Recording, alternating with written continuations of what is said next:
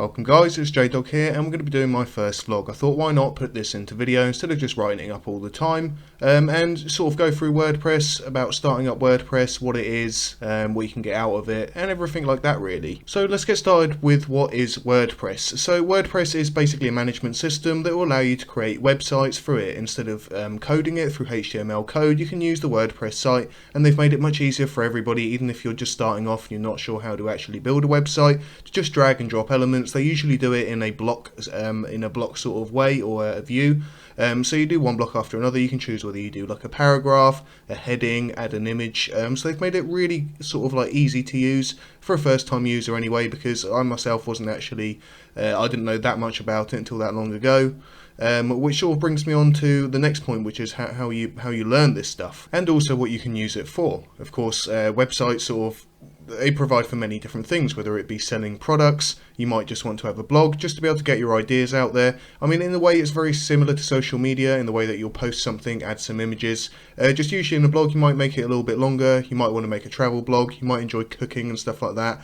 So you might make a cooking website, maybe something to share recipes. Of course you might be a business owner, in which case you might want to sell something, whether it be items, digital downloads, or you might want to promote your business, maybe take bookings or something like that. All of these things are super easy to do with WordPress. That's the whole point of it, rather than having to learn how to code. It might seem a bit daunting at first as a beginner, but as you sort of slowly make your way through using tutorials, you can even use paid courses. I would always suggest starting with a few tutorials first, just because you get to know the layout, you get to see how people do it. If you want to check out my tutorials, I'll leave the link below, and you can also check all of my WordPress tutorials and Minecraft tutorials as well. The way I learned personally is going through tutorials first and sort of learning through other people, and started off really simple, as you do, and as you should really. You should have an idea in your head about what you want to start with, or get to, and then build from that, because you don't want to be doing something you're not sure about, because it's going to lead to lots of chopping and changing along the way, and it might sort of decrease the quality of your site as well. If you're really sure about what you're going to be doing, you might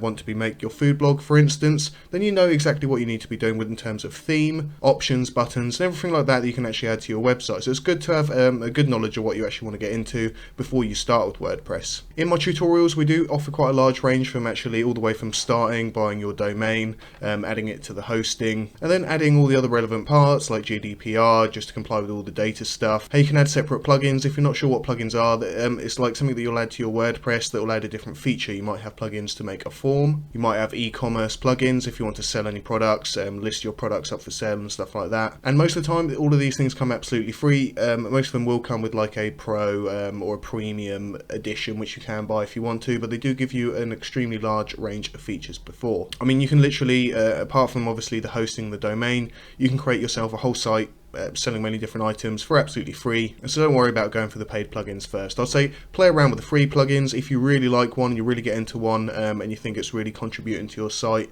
it's giving like the customers the features that they need, then continue, potentially actually invest some money into that plugin. Really, you want to be doing that though if you're actually starting to get some money, or you're starting to get a lot of views out of it, and it's really, you know, it would really help your site itself, and it would help you as well. So of course, one way to learn it, like I said earlier, is tutorials. Another way is paid courses. You can find courses anywhere from $5 up to a few $100, depending on what they are. But again, I'd suggest starting off with the tutorials first. Get just a basic knowledge of it. Once you've got your basic knowledge, maybe go for a paid tutorial if you want to go for something a bit more specific. So let's say you get into WordPress and you really enjoy doing SEO, making your website search engine optimized, then maybe it'd be more worth doing a course in that. If you want to do Google Ads, you can find many courses. As you can see here, Seekerhost do actually provide quite a lot of courses themselves. They got a whole Seekerhost University. They got some really neat free courses that you can start with, just to actually get yourself to build a site just from start to finish. Once you have built it, then you can then choose whether you want some other courses on that which are paid, and they'll give you a bit more knowledge, and they're a bit more tailored to a specific part of the WordPress that you want to learn. A big one is what you want to get out of it too. So again, like I mentioned at the start, what do you want this for? Do you want it to spread information? Might be a news website. Maybe you want to spread news around. Maybe you want to sell stuff as well. And it's quite important what you want to get out of it, because you actually want to, you know, work towards a goal. You want to have a goal and you want to start working towards it, because then once you hit that goal, you can then make another goal and progress that way. And of course, that's going to work much better than if you're just going off the cuff and you're thinking, well, I'll try this, I'll try this, I'll try this. Not that there's anything wrong in trying it all. However, it will just make the whole process a little bit longer and a little bit harder in the long run. Obviously, it does start fairly simple with WordPress, or I'd say fairly simple, but you know, once you start creating, you can make pages, you can start putting blogs out there, maybe creating forms if you want, like contact forms, review forms and stuff like that. And then there's a slightly more complex side, and to be honest, it's not just complex, it's interesting as well. Is the SEO, which is the search engine optimization of your site. How you can use the SEO to actually get lots of people coming to your site, get it ranking in Google and stuff like that. There's many different ways of doing this. Obviously, on-page SEO, off-page SEO, which is actually stuff like social media. You might have a Facebook page which is also related to your website, and you can use that. You can link in and out with each other. Google will realise that it's a bit more of a used page and might start sending more traffic. However, we won't get too much into that.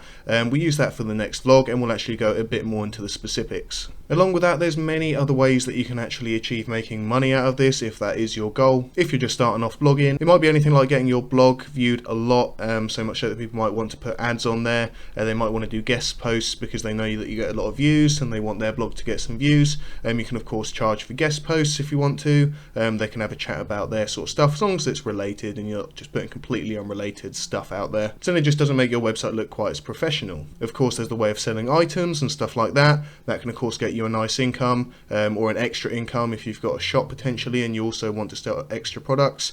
Your shop might be out of the way, it might not be in a particularly busy town. However, selling online will actually help because it doesn't matter where you are, you can ship them out. It could even be abroad and you could be making a lot of money that way. A lot of people make affiliate link websites. This means stuff like Amazon might offer you an affiliate link. If people click through the link and they buy something through that, you can make a bit of money off that, like a commission. A lot of other websites do this as well. Hosting websites will do this. Minecraft websites or Minecraft hosting websites will do this. The more people click and go through there, you know, you'll get a tiny percentage of that. So that can always be another way of making some money. So I think that'll be enough for the first vlog. Obviously, if you want to catch more, catch the second one. I'll be putting it all on the main site here on Jdog, and we're going to go in a little bit more about SEO for your site, what a private blog network is and how you can also make money out of that, and how you can get your blogs really popular, getting enough people visiting them each month and starting to get them noticed, ranked with Google, and all the sort of stuff that you want your website to be doing. So thanks for watching, and we'll catch you next time on the vlog. I've been Jdog, and I'll see you later.